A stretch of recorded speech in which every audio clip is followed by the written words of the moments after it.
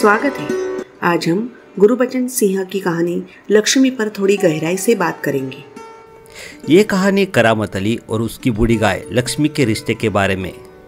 ये 10वीं कक्षा की हिंदी लोक भारती पाठ्य पुस्तक का एक अंश है।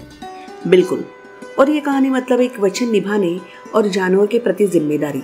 हाँ, और कैसे मुश्किल आर्थिक हालात में इंसानी कदमों का इम्तिहान होता है, ये दिखाती है। कहानी की शुरुआती थोड़ी चौंकाने वाली है। करामत अली का बेटा रहमान वो लक्ष्मी को मारता है डंडे से, क्योंकि गाय ने दूध देना बंद कर दिया है। और ये देखकर करामत अली को बहुत दुख होता है, गुस्सा भी आता है। हाँ, वो बीमार है, फिर भी उठता है, लक्ष्मी के पास जाता है, उसे सहलाता है और उसकी चोट पर दवा लगाता है। यहाँ उसका जानवरों के लिए जो प्रेम है वो साफ दिखाई देता है। और ये जानना भी जरूरी है कि लक्ष्मी सिर्फ एक गाय नहीं है उसके लिए। सही बात है, वो उसके दोस्त ज्ञान सिंह की निशानी है, अमानत है। ज्ञान सिंह ने शहर छोड़ते वक्त मतलब रिटायरमेंट के बाद करामत पर भरोसा करके लक्ष्मी की जिम्मेदारी दी थी। करामत ने वो वादा निभाया भी। पिछले 1 साल से वो पूरी लगन से देखभाल कर रहा था। लेकिन अब हालात बदल गए हैं। लक्ष्मी बूढ़ी हो गई है, दूध नहीं दे रही, और यहीं पर करामत अली की पत्नी रमजानी का पक्ष सामने आता है। वो व्यवहारिक सवाल उठाती है, भाई महंगाई का जमाना है, एक बूढ़ी गाय जो दूध नहीं देती उसका खर्चा कैसे चलाएंगे, कहाँ से खिलाएंगे। ये रोजमर्रा की जो जरूरतें हैं और इंसानियत के बीच का तनाव है। करामत अली खुद भी इस दुविधा में है। बिल्कुल, एक तरफ दोस्त का वादा, लक्ष्मी से लगाओ, दूसरी तरफ घर की तंगी। उसका एक साथी है नहीं, वो भी सलाह देता है कि गाय बेच दो। हाँ, कि बेच दो, सारी परेशानी खत्म हो जाएगी।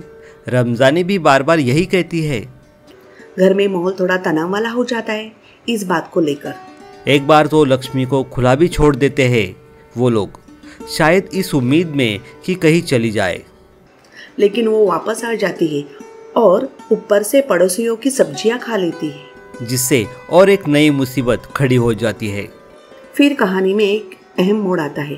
रहमान एक खरीदार लेकर आता है घर पर और करामत अली उसे पहचान लेता है। वो आदमी जानवरों को कसाई खाने में बेचने का काम करता है।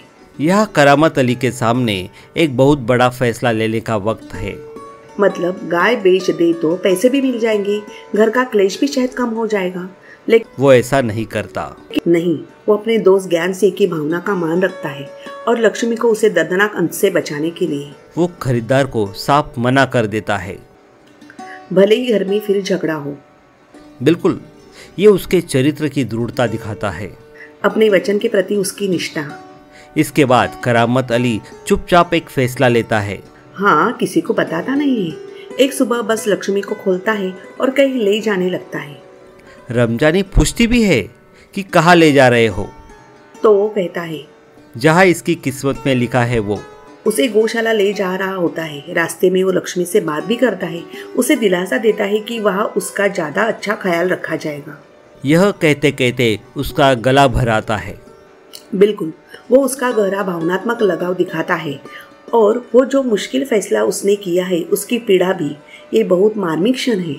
तो ये कहानी हमें सिखाती है कि दिया हुआ वचन निभाना कितना ज़रूरी है, खासकर जब बात किसी बेजुबान जानवर की हो जो पूरी तरह हम पर निर्भर है। और यह भी कि इंसानियत का तकाजा यही है कि कोई प्राणी अगर अनुपयोगी भी हो जाए तो भी उसका सम्मान और देखभाल करनी चाहिए। आर्थिक दबाव तो आते हैं, पर करुणा और जिम्मेदारी को बनाए रखना ही शायद असली इंसानियत है। बिल्कुल, मूल्यों की परीक्षा तो ऐसे वक्त में होती है।